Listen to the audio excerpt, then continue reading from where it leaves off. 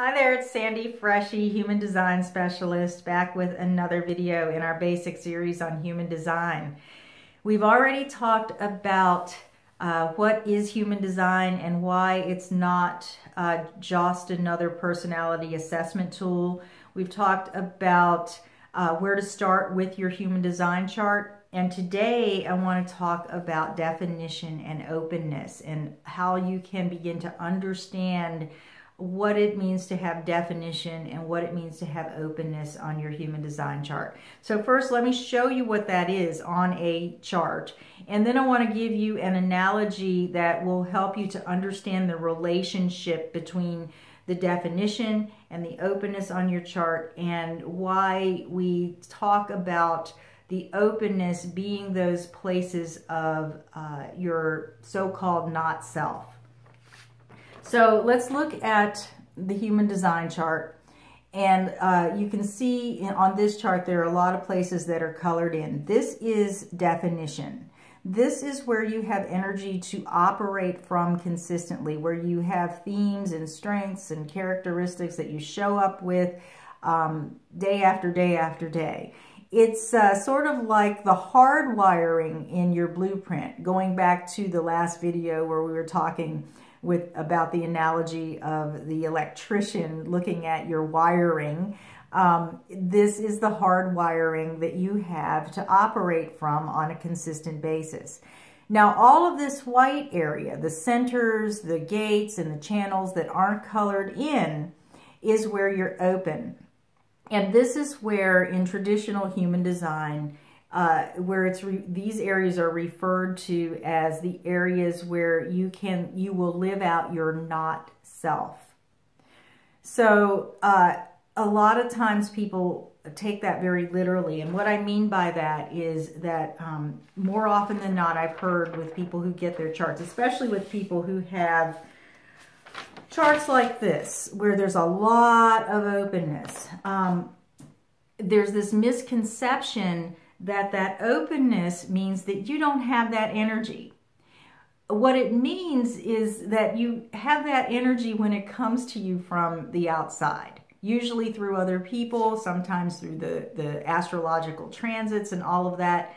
And it means that you can't really count on that energy being there for you when you go to turn on the light, going back to the analogy of the electrician and the lights. It may, the energy may be there and the light bulb may turn on, or it may not.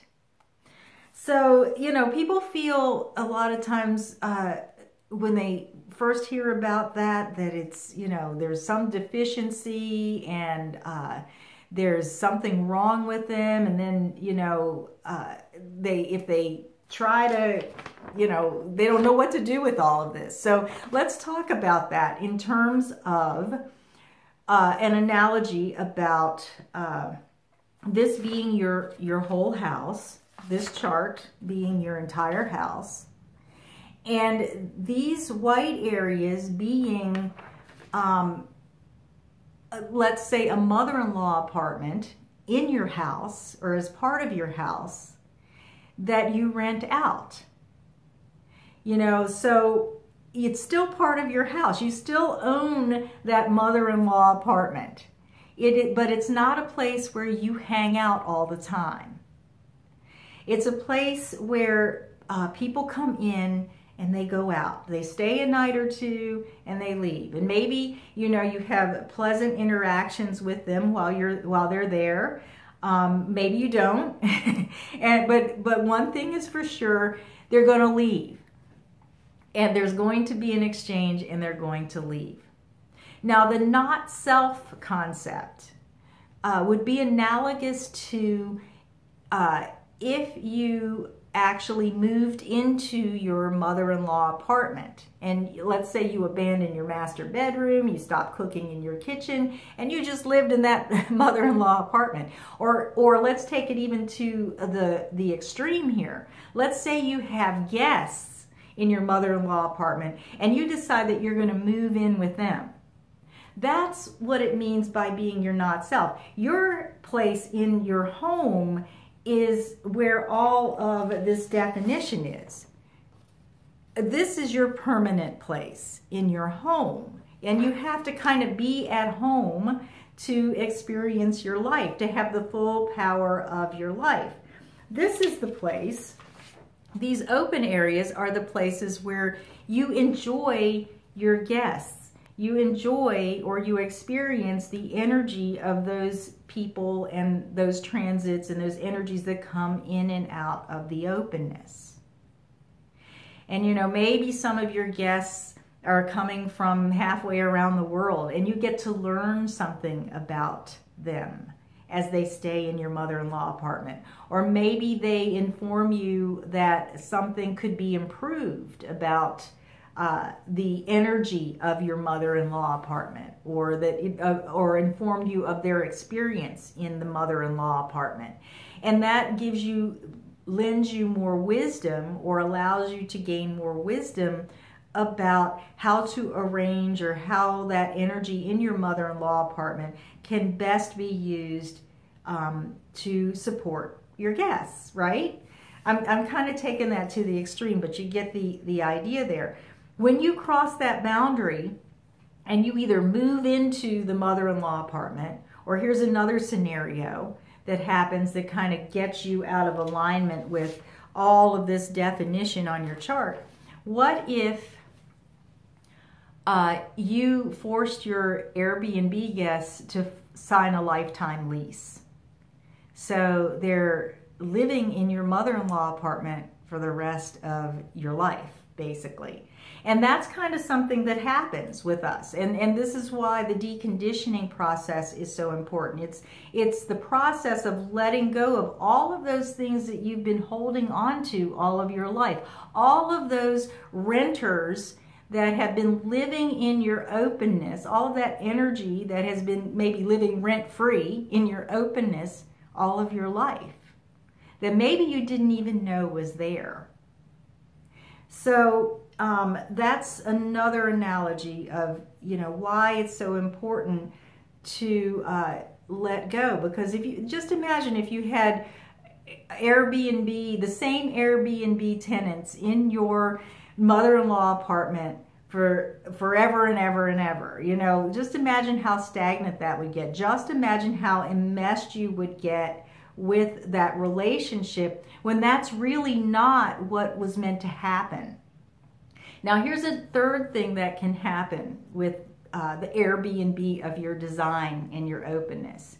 You know, you have your living quarters, you have where you live, and let's say you're very sensitive and you can kind of tune in and maybe feel or perhaps project upon the comfort level of your guests. And you know, because you're sensitive, or maybe because you're just overly worried about their experience, or attached to the outcome of getting a good review or whatever it is, and you want to just do things for them all the time to make them feel comfortable. So, you know, maybe you feel like they haven't had enough to eat, or, you know, so you're knocking on their door with extra food, or maybe you, you know, you feel like the music is turned up too high, and that speaks to the amplification of the energy that you can take in your openness. So, you know, maybe you feel like they're making too much noise. That's another way that you could get into that experience and hold on to it, because maybe you're knocking on the door telling them to knock it off. You know, where what you really needed to do was just retire to your bedroom on the other end of the house where you didn't have to hear what's going on with them. So just remember that you have all of this. This is your living quarters. Your definition is your living quarters. Your openness is where other people get to visit, where you get to visit with other energies. And hopefully enjoy them, but not necessarily get enmeshed with them. And that the deconditioning process is that process of really coming back to your own living quarters, into the comfort of your own private aspects of your home, where you can cook your own meals, where, you know, maybe you're enjoying your own music, whatever it is. And meanwhile, all of this other energy that's coming to you through the guests in your mother-in-law apartment can just have its own life and then move on when it's over. So you're aware that it's there, or that your guests are there, but you're not trying to hold on to them. You're not overstepping your boundaries and overextending your energy, and you're really staying in your space while they stay in theirs. But you still, at the end of the day, you still own the entire house, and you still pay the mortgage, and you still care for the entire house. So I hope that helps you. I hope that analogy helps you. This is really a topic that is better served through one-to-one work, through coaching, through readings, through mentoring, through all of those things that really allow you to observe your landscape, like we talked about in the last video. Observe your landscape in a more refined way. So, you know, don't get too overly concerned about it. Go back to where to start with your human design chart. Take this information in, and when it's time to begin to observe how you are in your openness and in your definition, that's when you can really start to sink into the depths of, or the deeper understanding of these aspects of your chart. And when you are at that point, if you would like to get a reading or would like to have a guide, I am always available for that, for a conversation about that. So until the next time, be wise and be well.